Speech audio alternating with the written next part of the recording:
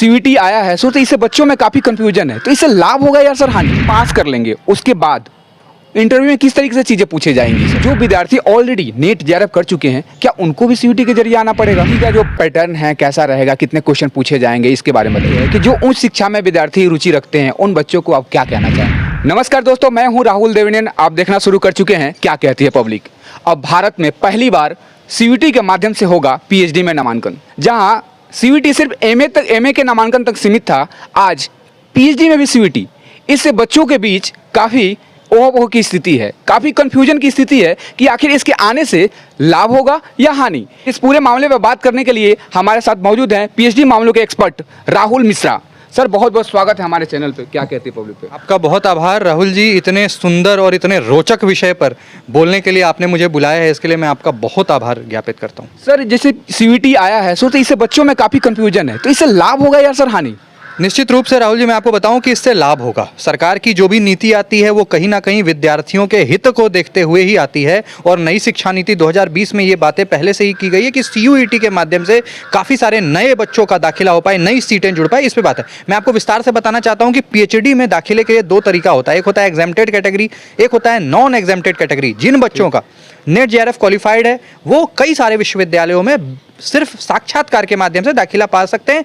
कुछ विश्वविद्यालय ऐसा होता है जहाँ पे नेट जेआरएफ के बाद भी आपको एग्ज़ाम और इंटरव्यू देना पड़ता है। बहरहाल जो बच्चे ऐसे होते थे जिनका नेट जेआरएफ कुछ नहीं है, समय व्यर्थ जा रहा है, ऐसे में उनके लिए भी ऐसी व्यवस्था है कि आप विश्वविद्यालय के द्वारा जो परीक्षा कराया जाता है उसको करके आप इंटरव्यू दे सकते हैं। अब बात करते हैं सीयूईटी के माध्यम से, तो ये एक बड़ा ही मैं कहूँगा सुंदर फैसला है, बड़ा ही उत्साह बढ़ाने वाला फैसला है, क्योंकि सीयूईटी के माध्यम से ना नई सीटें बहुत सारी जुड़ जाएगी, नए बच्चों का दाखिला बहुत सारा होने लग जाएगा। पहले क्या होता था आप देखिए ना, DU, BHU, JNU, BBAU, इसमें सीटें बड़ी कम होती थी। एक विभाग में 3 सीटें, 4 सीटें, क्योंकि सुपरवाइजर की कमी। ऐसे में सीयूईटी के आने से, और आप देखिए कि एक साथ इस बार 4 विश्वविद्यालय हैं, दिल्ली विश्वविद्यालय, बनारस हिंदू विश्वविद्यालय, JNU और आपका बाबा भीमराव अंबेडकर लखनऊ में जो है।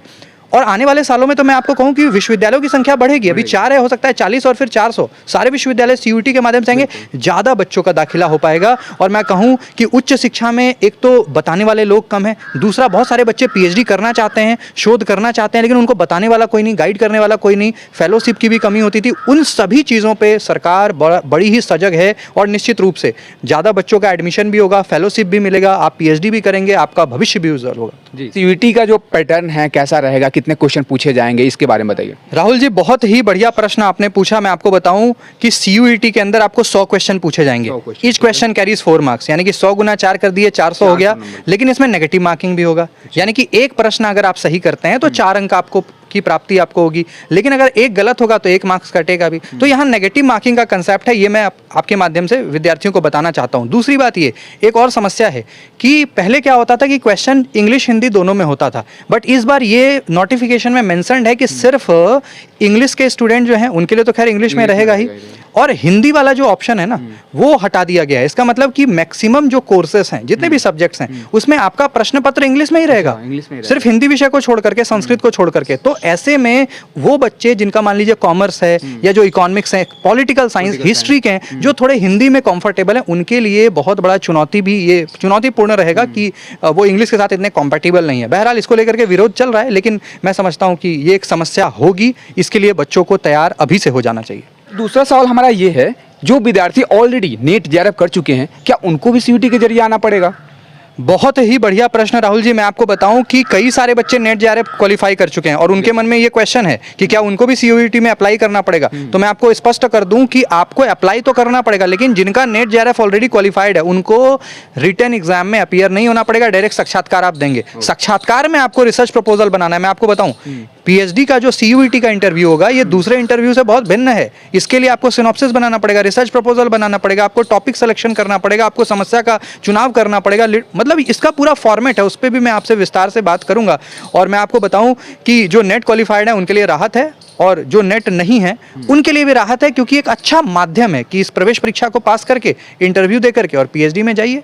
जी बिल्कुल। तीसरा सवाल हमारा ये है कि जो सीयूईटी पास कर लेंगे उसके बाद इंटरव्यू में किस तरीके से चीज़ें पूछी जाएंगी सर?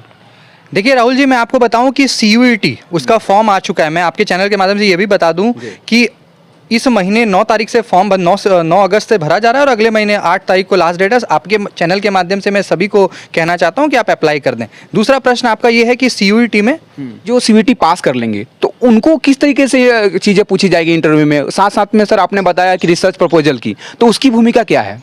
देखिए, रिसर्च प्रपोजल की राहुल जी बहुत बड़ी भूमिका है। बिना रिसर्च प्रपोजल के आप पीएचडी में दाखिला नहीं पा सकते। मैंने आपको पहले ही बताया कि दूसरा प्रवेश परीक्षा, दूसरा साक्षात्कार और पीएचडी में दाखिले के लिए साक्षात्कार में बहुत अंतर है। रिसर्च प्रपोजल तो मैं कहूँ एक इंटीग्रल पार्ट है, जिसमें आपको क्या करना है, सबसे पहले से आपने मान लीजिए एंट्रेंस एग्जाम को क्वालिफाई कर लिया, तो आप उसके बाद ये देखिए कि आपका इंटरेस्ट किस में है। जैसे मान लीजिए कोई नारीवाद पे इंटरेस्ट होता है, किसी का दलित विमर्श में इंटरेस्ट है, किसी का मान लीजिए क्वियर लिटरेचर पे इंटरेस्ट है, किसी का पर्यावरण पे है, किसी का अंतर्राष्ट्रीय संबंध है। आपका जिसमें भी रुचि है, इसमें कहीं से कोई बैरियर नहीं है। आपका जो इंटरेस्ट एरिया है, जो जॉनरा आपको पसंद है, आप उसमें किसी एक टॉपिक को आप चूज कर लें और उस टॉपिक पे जो है ना एक एब्स्ट्रैक्ट, एक रिसर्च प्रपोजल, एक सिनॉप्सिस बना लें जो कम से कम 6 पेज, अधिकतम 12-13 पेज का भी बन सकता है। It depends upon your topic. उसमें क्या होता है, उसका एक पूरा फॉर्मेट है। जैसे मान लीजिए कि आप आर्ट्स के हैं, लैंग्वेज के हैं, तो आप एमएलए को फॉलो करेंगे। अगर आप सोशल साइंसेस के हैं तो वहाँ पे कई जगह पे एपीए, ये फॉर्मेट है। एमएलए मतलब मॉडर्न लैंग्वेज एसोसिएशन, एपीए मतलब अमेरिकन साइकोलॉजिकल एसोसिएशन, ऐसे ही चिकागो स्टाइल, ये रेफरेंसिंग के अलग अलग स्टाइल हैं। और आपका जो विषय है उस अकॉर्डिंग उसको फॉलो करके आप अपना एक रिसर्च प्रपोजल बना लें। क्योंकि जब आप इंटरव्यू में जाएंगे तो सबसे पहले वही चेक होगा, उसमें साइटेशंस आपने क्या डाला, बिब्लियोग्राफी अच्छा है कि नहीं। और उसी आधार पे 90% प्रश्न, मैं आपको आपके चैनल के माध्यम से खुलासा कर दूं, 90% प्रश्न आपके टॉपिक, आपके रिसर्च प्रपोजल से ही पूछा जाएगा। 10% जो प्रश्न है वो आपका रिसर्च और आपके यूजी पीजी के बारे में। सर हमारा आखिरी सवाल ये है कि जो उच्च शिक्षा में विद्यार्थी रुचि रखते हैं उन बच्चों को आप क्या कहना चाहेंगे?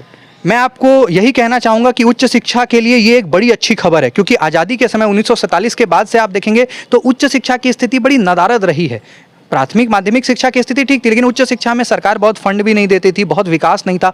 लेकिन मैं आपको बताऊं, इस नई शिक्षा नीति के आने के बाद से ये बड़ा ही पल्लवित होगा और एक बड़ा अच्छा भविष्य होगा। बहुत सारे बच्चे बहुतायत संख्या में उच्च शिक्षा में पढ़ने आएंगे, उनको जॉब मिलेगा। और ये तो देखिए, भारत को विश्व गुरु की परिकल्पना बिना पीएचडी, बिना शोध, बिना अनुसंधान के आप कर सकते हैं क्या? बिल्कुल नहीं कर सकते। ऐसे में मैं बताऊं कि अब ज़्यादातर विद्यार्थी जो उच्च शिक्षा में आना चाहते हैं, प्रोफेसर बनना चाहते हैं, रिसर्च करना चाहते हैं, पोस्ट डॉक्टोरल रिसर्च करना, उन सभी के लिए एक बहुत ही अच्छा अवसर है। अब बहुत ही संख्या में बच्चे भारतवर्ष में भी अनुसंधान करेंगे और मैं ये कहना चाहता हूं कि भारत फिर से जो विश्व गुरु की परिकल्पना सरकार और पूरा देश देख रहा है, फिर से ये पूरा होगा और बिल्कुल शोध के माध्यम से ही होगा। सर बहुत बहुत धन्यवाद सर हमारे चैनल के साथ जुड़ने के लिए। बहुत आभार आपका। ऐसे ही एक्सक्लूसिव इंटरव्यू देखने के लिए हमारे चैनल को सब्सक्राइब करें और इस वीडियो को लाइक करें।